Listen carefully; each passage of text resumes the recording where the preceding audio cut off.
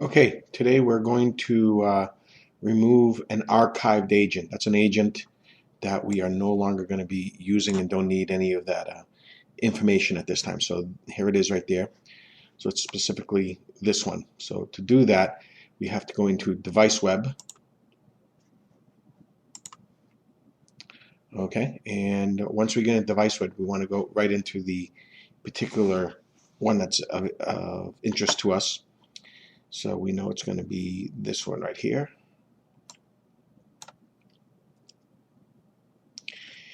And we click the Protect tab. That's what we do.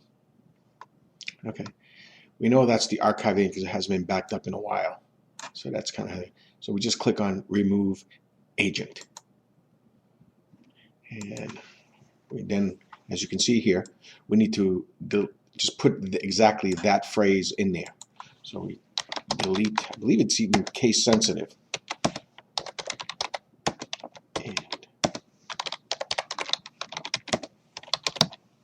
And we hit delete.